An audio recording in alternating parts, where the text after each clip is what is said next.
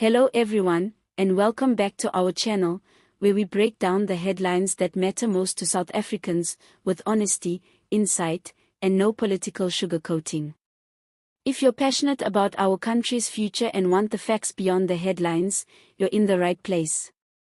Make sure to like, subscribe, and drop your thoughts in the comments. We want to hear from you. Today, we're diving into one of the most pressing and uncomfortable realities in South Africa, the deepening crisis within the African National Congress, a party that once symbolized liberation, now struggling to keep itself and the country afloat. Is the ANC collapsing under its own weight?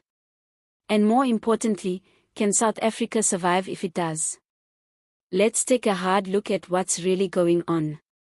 South Africa, July 2025. The phrase "a collapsed power state" isn't just a term used by political theorists anymore, it's quickly becoming an everyday reality for millions of citizens. Once considered the political powerhouse of the continent, Mzansi is now at a crossroads, and not even President Cyril Ramaphosa, with all his promises of reform and stability, seems able to stop the bleeding. Despite Ramaphosa's well-crafted speeches and his image as a steady hand, the rot within the ANC, the party he leads, runs so deep that even his efforts feel like drops in a sinking bucket. Corruption is no longer a side issue. It has become the central pillar of governance across the board, from parliament to provincial legislatures, all the way down to local municipalities. Let's break this down. Currently, the ANC holds 159 seats in the National Assembly. On paper, that might seem like a decent majority. But look closer and the cracks begin to show. A significant number of senior ANC members are facing allegations of corruption, and many are involved in multiple cases. Here's where the numbers get disturbing. If we assume just one corruption case per leader, and each case takes around 5 years to prosecute, a generous estimate given how sluggish our judicial processes are, we're looking at nearly 800 years of court proceedings. And that doesn't even include repeat offenders or pending investigations. That's not law enforcement. That's paralysis. And it doesn't stop at Parliament. Across the provinces, municipalities, and public service departments, corruption is widespread, deeply entrenched and largely unpunished. There are whispers, and in some cases, loud accusations, of inflated tenders, ghost employees, procurement fraud, land scams, and systematic looting of public funds. From housing developments that never materialize to clinics with no doctors, the failures are not abstract, they're lived experiences for ordinary South Africans. Realistically, prosecuting every implicated official could take not decades, but thousands of years. So what's the result? People are losing hope. And who can blame them? South Africans were promised a better life.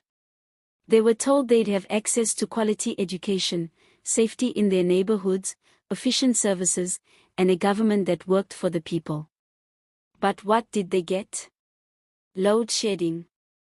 Every day, in some communities, the lights go out, not just literally, but symbolically. Power cuts are just the surface of a deeper decay. Beyond the blackouts are broken schools, crime-ridden streets, overwhelmed hospitals, and a job market that's shrinking faster than the public's patience. As the ANC crumbles, so does the trust of the people. South Africa's unemployment rate remains among the highest in the world. Youth unemployment, especially, is a ticking time bomb. Meanwhile, service delivery protests have become routine. Communities are demanding basics: water, sanitation, reliable roads, not luxury, just dignity. But instead of answers, they met with riot police, empty promises, or silence.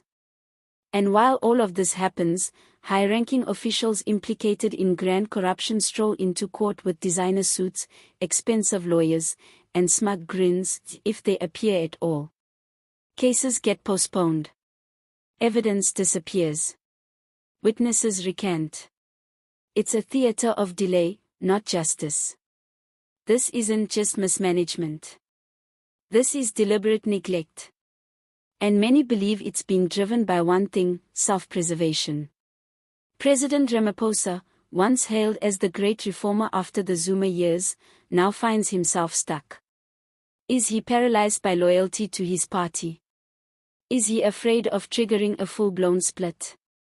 Or is it simply that the corruption is too vast to challenge without taking down the entire ANC machine?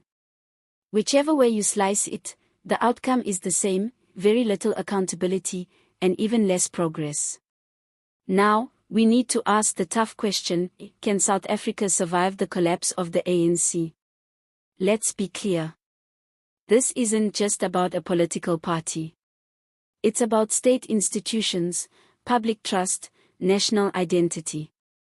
If the ANC goes down, whether through electoral loss, internal disintegration, or complete public rejection, will there be anything left to rebuild from?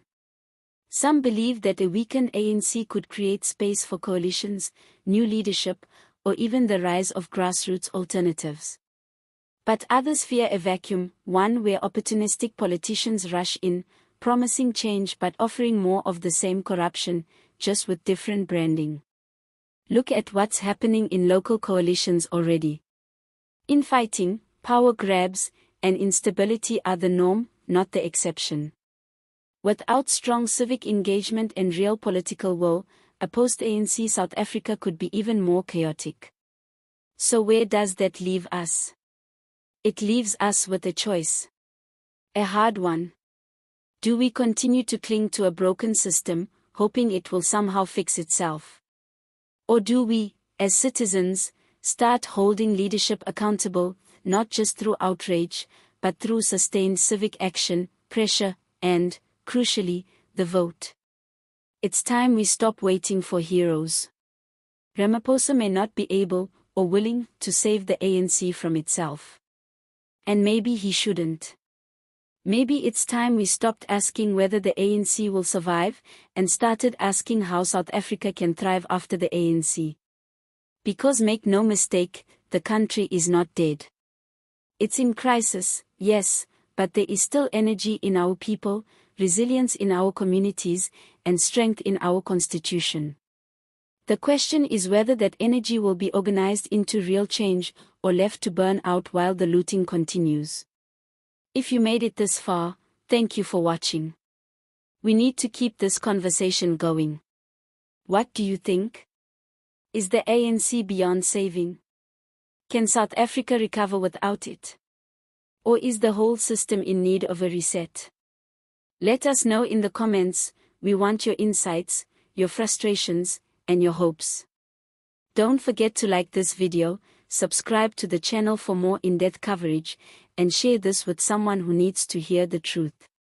Until next time, stay informed, stay strong, and keep holding power to account. See you next time.